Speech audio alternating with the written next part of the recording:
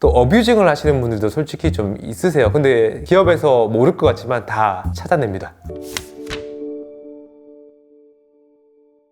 취향을 잇는 거래 번개장터에서 피플팀을 리딩하고 있는 남동득이라고 합니다. 저는 이제 과거에 SK와 카카오 현장차에서 개발자와 인상상자로서의 경험을 좀 가지고 있고요. 첫 직장에서는 약 2년 6개월 정도 개발자 경험을 했고, 그리고 인사를 하면서도 계속적으로 코딩을 해왔고, 지금도 코딩을 하면서 인사 업무를 하고 있어요. 혹시 코딩 테스트를 어떻게 준비하면 좋을까요? 일단 코딩 테스트라는 거에 대해서 먼저 한번 생각을 해보셔야 되지 않을까 생각을 합니다. 코딩 테스트도 여러 가지 방식이 있을 것 같은데, 많은 기업들이 가장 쉽게 하는 게 이제 알고리즘 테스트가 될 수도 있고, 그리고 이제 구현형 문제가 될 수 있을 것 같아요. 알고리즘 테스트는 대다수가 좀 패턴이 있는 문제들이고, 실제로 따지면 특별한 방법이 있다기보다는 좀 많은 문제를 접해보고 스스로 고민을 해서 문제를 해결해 본다라고 하면 좀 더 쉽게 풀 수 있지 않을까라는 생각을 합니다. 좀 많은 이제 플랫폼들이 있어요. 뭐 리트코드도 있고, 뭐 이제 국내 프로그래머스, 백준 뭐 이런 사이트들이 있는데, 거기서 좀 다양한 문제를 풀어보시면서 경험을 해보시면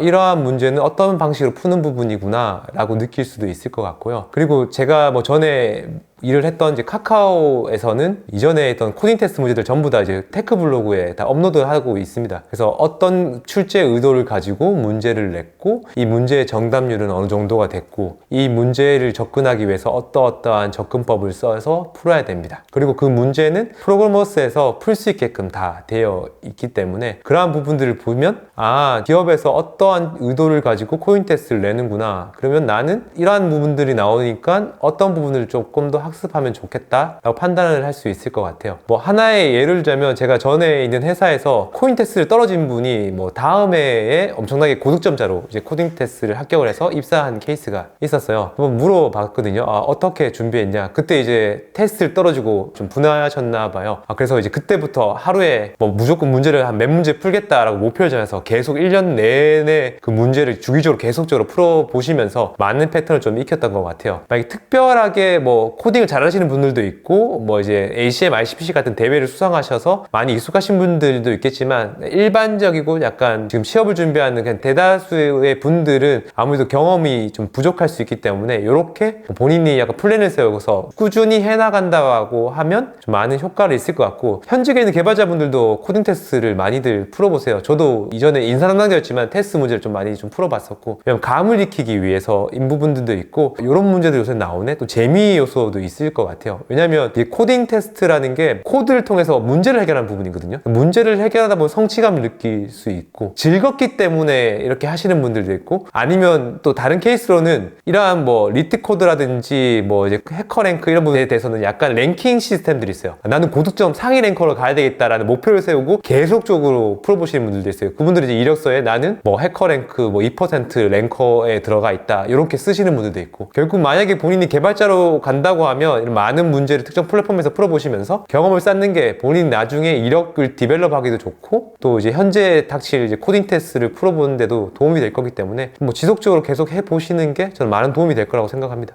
코딩 테스트와 관련된 인사 채용을 많이 하시면서 이런 부분은 좀 신입생들이 잘못 헛다리 짚어서 뭐 준비하고 있다라는 부분이 혹시나 있을까요? 지금 저는 일단 왕도가 없는 부분인 것 같아요. 어떻게 보면 요행을 바라시는 분들도 있고, 또 어뷰징을 하시는 분들도 솔직히 좀 있으세요. 근데 기업에서 모를 것 같지만 다 찾아냅니다. 그렇기 때문에 본인이 진짜 고민하고 문제를 풀어보셔야 될 것 같고, 그리고 이제 문제를 풀 때 저는 해답지는 가끔씩 안 보시는 게 맞다라고 저는 생각을 해요. 답을 알고 있으면 이건 이렇게 풀어야 되겠지 라고 생각을 할 수 있는 것 같기는 한데, 수학 문제를 풀 때 마찬가지일 것 같아요. 본인이 고민할 때 해결 안 되지만 답지를 봤을 때는 풀어. 근데 그 문제가 다시 또 시험에 나오면 못 푸는 것과 마찬가지인 것 같아요. 결국은 본인이 얼마나 치열하게 고민을 했느냐. 그러면 그거를 만약에 본인이 모른다라고 하면, 많은 커뮤니티들이 있어요. 뭐 페이스북도 있고, 뭐 코딩 테스트 문제를 푼다거나 개발 커뮤니티에 대해서 내가 이런 문제를 풀려고 하는데 뭐 좀 팁을 줄 수 있냐고 하면 가이드를 주시는 분들이 좀 있으세요. 저도 약간 뭔가 만들다가 막히면 이런데 팁 같은 거라든지 혹시 참고할 만한 내용들을 많이 질문을 하는데, 그러면 이제 해답을 보는 게 아니라 그렇게 가이드를 받게 되면